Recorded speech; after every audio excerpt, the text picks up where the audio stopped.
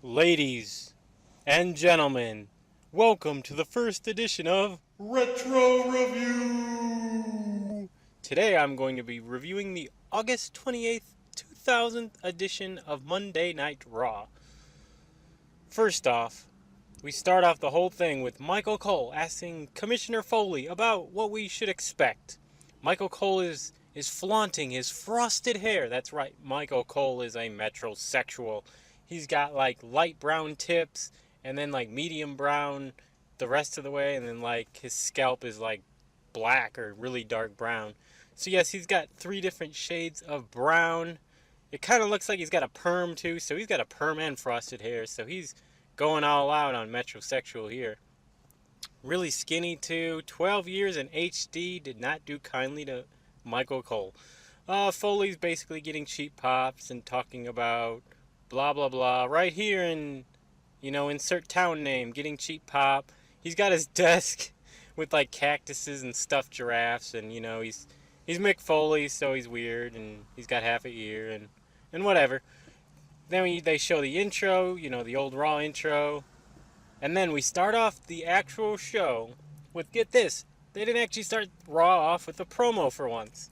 I know they almost always do a promo, but for once, they have a match. This is a six-way tag match. It's Chris Jericho and the APA, Bradshaw and Farouk, versus Test and Albert with Trish. At this time, Albert, who would later become known as Lord Tensai, but would still be referred to as Albert by the fans, were a tag team.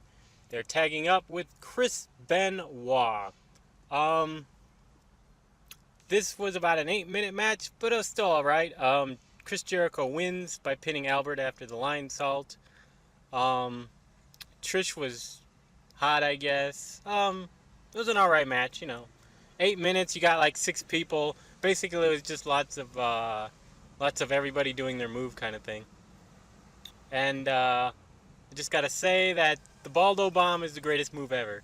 Way better than that stupid thing Lord Tensai does now with the looks like a Kurgan grip with his, he's trying to crush your head with his hand in the mist. And forget the Kurgan grip thing, Tensai. You need to go back to the Baldo Bomb.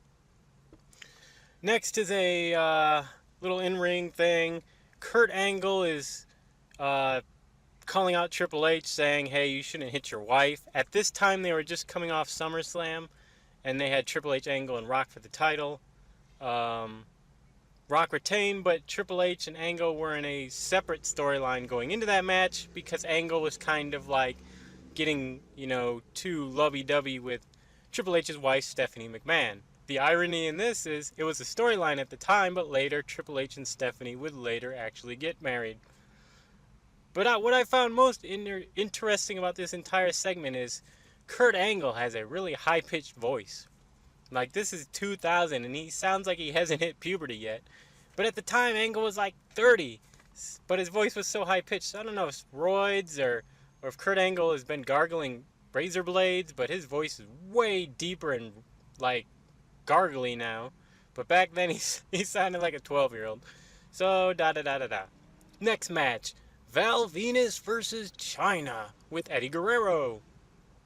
Val Venus is in white trunks, which means he's a heel. Because if you're in plain white trunks, that means you're a heel. Or boring. I guess you could be a face in plain white trunks, but then you're probably boring.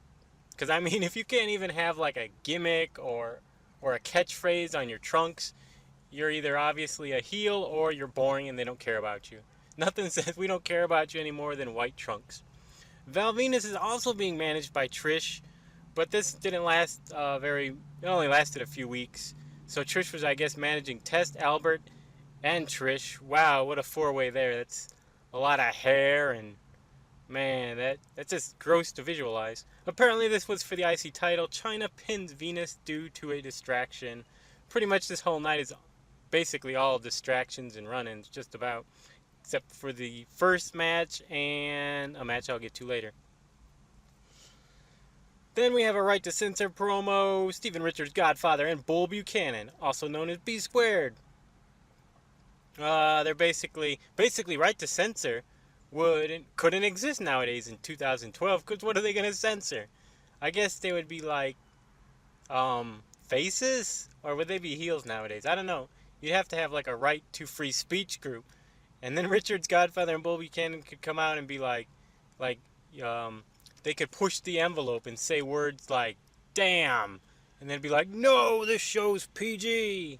So I guess they'd be edgy then. Anyway, another backstage segment. China is talking to Triple H, but then Eddie comes in and says a bunch of Spanish words, and somehow a match is set up because he thinks that China's cheating on him with Triple H again, and we all know the relationship with China Triple H, who would later convince Triple H to get in a storyline with Stephanie, who Triple H would really marry in real life, and now China does porn. Now, next we have a Steve Blackman vs. Taz match. This is for the hardcore title. Taz with two Z's. Yeah, a lot of garbage can lid shots and interference, but at least it's a hardcore title match, so that's expected. This was after like the 24/7 rule, so just people would just like show up all the time. And Steve Blackman retains his title. Next, probably the only good promo, I guess, of the night was Edge and Christian, who were gloating after their TLC win at last night's SummerSlam. They call out the Hardys and Team 3D, which do come out, but as mini versions. Like, I guess they contracted a bunch of dwarfs, midgets, whatever you want to call them, little people, who were dressed like the Hardys and Team 3D. They then came... That was just funny. I guess it was maybe like juvenile, but they came out with like little step ladders and like those little play school tables, and they're like, let's reenact the TLC match, and all they do is push them over. And it is funnier when you actually see it than me explaining it. But then eventually, the real Matt and Jeff Hardy come out and, you know, do stuff. Like beat them up, and then Edge and Christian run away, but, you know. Fourth match of the night, Lita vs. Jacqueline for the women's title. Lita, this is probably one of the better matches as far as quality. Lita ends up winning. You know, it was a women's match. And not only was it a pretty good match on the card and one of the better ones, but it also was pretty much given the most time at like 10 minutes. So yes, things have changed in 12 years. Next we have Cole interviewing Kane about his match against The Rock in the main event. Cole is still sporting his frosted hair and all that. Kane basically, I don't know, says Kane stuff about suffering and evil and all that good stuff. Fifth match of the night, Triple H vs. Eddie Guerrero. Pretty good match, but once again there's interference. Angle by Kurt Angle. Mr. I Gargle Razor Blades. Mr. It took me till like 35 to hit puberty. So yeah, Eddie Guerrero wins. This next part, I don't know if this was supposed to be a match. I mean, I think it was because there was like a ref, but we're just not going to count it on here. It was Stacy the Cat and Al Snow. How the hell did that happen? Terry Runnels and Perry Saturn. In this, I guess you'd call it a mixed tag match. They actually had the men beating on the women, so yeah, they need to go back to that. I mean, if you agree to become a wrestler, you can't be like, oh, I only fight women, I only fight men. I mean, all wrestlers should be created equal, right? Granted, usually, I hope I don't get negative comments about this. Granted, usually, men are usually stronger than women, but of course there are exceptions, and that's just a biological, physical thing. Men usually do have more muscle, and women usually have more fatty tissue and bigger boobs. Of course, I guess if you do roids, you can have bigger boobs than women.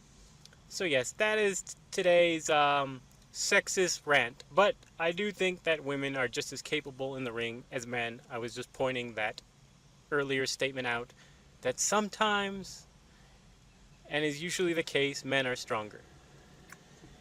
Comments, hate comments. And finally, as a random semi-truck drives by my patio, The Rock is getting interviewed by Kevin Kelly, not to be confused with Kelly Kelly, although they're both just about as exciting on the television screen. Kevin Kelly, who is a hermaphrodite apparently, I mean, when you're being called a hermaphrodite, maybe that's probably you probably shouldn't be doing that job anymore. I know it's all scripted and stuff, but damn, Rock, you're just an ass. Just randomly calling people you don't know personally random names. You're a hermaphrodite. But I don't know. I guess it was a funny interview. It's typical Rock stuff, you know. If you smell la la la, Kevin Kelly, you're a hermaphrodite. Blah blah blah. My opponent sucks. Turn things sideways. You know the drill. Finally, the main event is Kane versus The Rock. Can you all guess how this ends?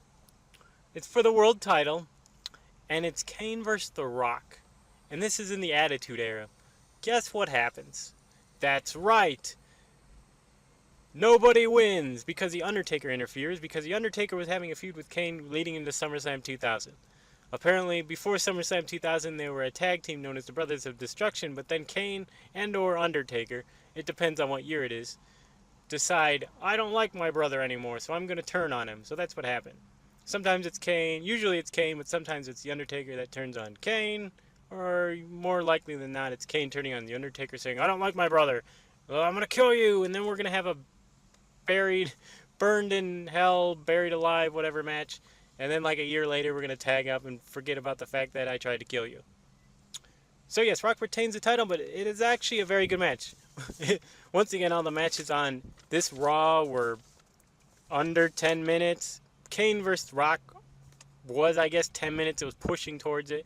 The second longest match was like Lita versus Jacqueline. And I guess Lita versus Jacqueline was the only real match that was good, that had some time to it, that wasn't ended in like disqualification or interference, or there were no run-ins, or it was a clean pin, no interference or whatnot. Every other match had like interference, or if it was a hardcore match, even though interference was legal, it still had interference, and there was no clean pinfalls or submission. Overall, this Raw was watchable. To their defense, just about every show that comes off a pay-per-view is usually very promo heavy, and the matches are quick. Kind of like right now in 2012, where we pretty much just have lots of promos and like 8-minute, 9-minute matches. Even though Raw is 3 hours. So, yes, join me for the next edition. I might do a pay-per-view. I might do a Nitro or maybe another Raw. It's just neat comparing these shows, these so-called Attitude Era great shows with the current product. Obviously, there's some pros and cons to each show. And, yeah. So thank you all, and don't forget to catch the next episode of Retro Review.